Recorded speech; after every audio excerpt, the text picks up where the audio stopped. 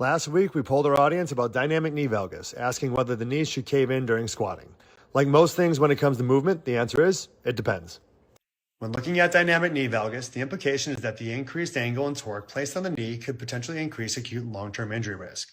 Perhaps more relevant to our GenPop Fit fam is the potential for the development of degenerative conditions like patellofemoral pain syndrome and tibiofemoral or patellofemoral osteoarthritis. This is where repeated exposure to dynamic knee valgus over time places uneven stress on the knee, causing excess wear and tear. This systematic review and meta-analysis of 8 studies exploring the kinetic factors of knee valgus on patellofemoral pain showed that there was an abnormal distribution of load between the femur and patella due to dynamic knee valgus. This increased contact pressure and could expedite the path towards osteoarthritis in the joint.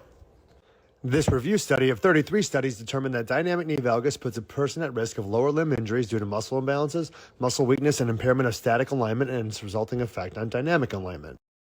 How much this can impact an individual requires us to look at a variety of variables, including preferred movements and exercise modalities, current and past volume and loading parameters, the presence of pain, gender, training history and background, amongst a host of other variables that can influence how much knee valgus should be a concern and whether this is an issue that needs to be addressed or managed at all. Check back for our next video, which will demonstrate the necessity of why we need to move into internal rotation and some knee valgus as part of our natural gait and squat cycle. See you soon.